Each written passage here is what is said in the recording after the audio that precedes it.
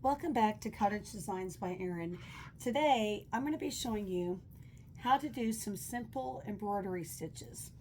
I found these beautiful blocks at a thrift store. They had been started but not finished, and they were just too pretty to throw away.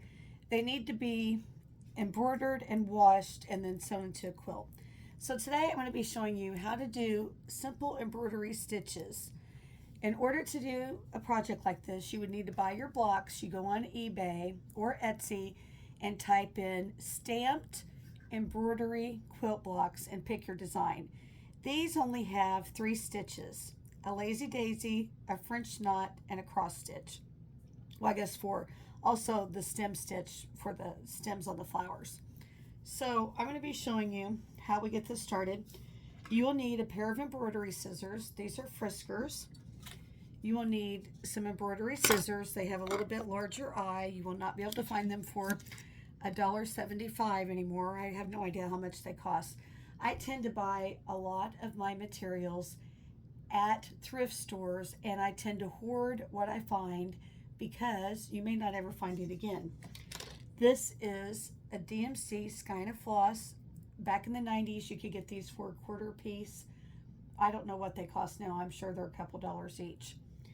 Okay, you can buy embroidered floss, Hobby Lobby, Joann Fabrics, or again on eBay. You're going to need some kind of simple little embroidery hoop. So as you can see, I've got my bottom hoop. I'm going to sandwich my fabric in. This is a little section we're going to complete. You unscrew the top, place it over the bottom hoop, and snap it in place. And I'm glad it cooperated with me that time. This DMC color that I'm using is a regular blue 322. All right, I've got my needle threaded. I've got my fabric in place. So to do a lazy daisy, I love that name, you're going to come up at the point of the daisy. You're going to circle around, go down the same hole that you started in. Now, you're going to keep your thumb in the middle of the loop and take your needle and come up at the bottom of the loop. Pull it and stab. Okay, let's do that again. Come up, go around, keep your thumb in the center, come up to the bottom, pull it, and stab. It's actually very relaxing because after you get the hang of it, it requires no thought. And so next thing you know, your mind is just free and peaceful because your hands are busy, but your mind is at ease. Okay, so here we go again.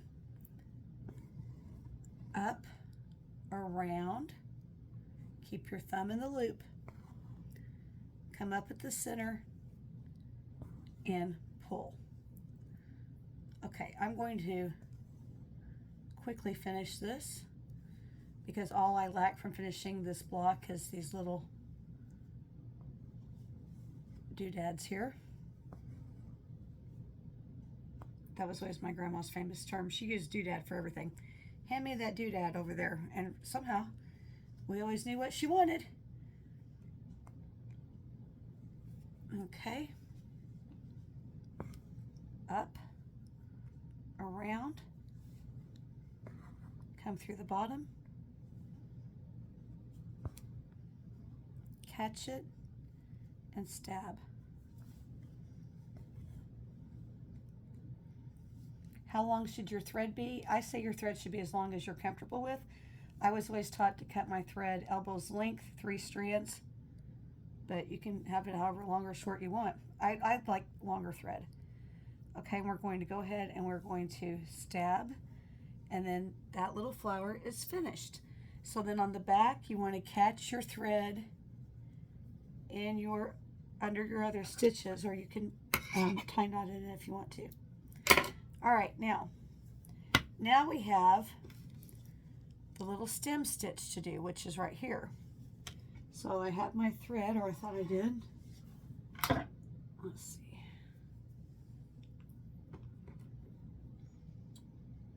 Now stem stitches you can do several ways.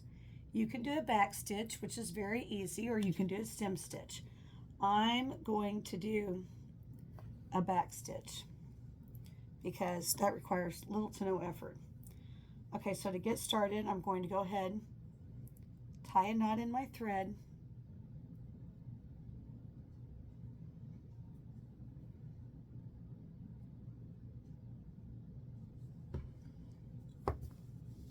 okay, so now we have our stem. I'm going to come up on the line. Darn it. I didn't pull my thread all the way through. Let me try that again.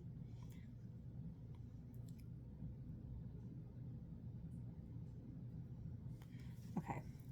Stay on the line.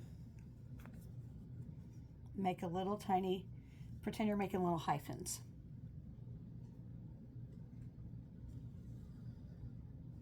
Pull. Come up about the same distance and go back towards the other stitch.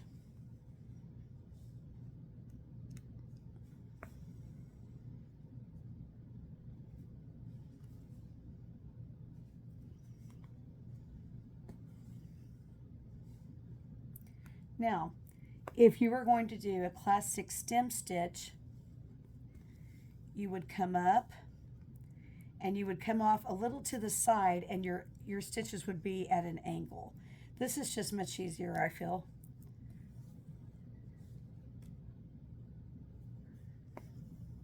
You're just going to eyeball your stitches and try to calibrate them and get them close to being the same size.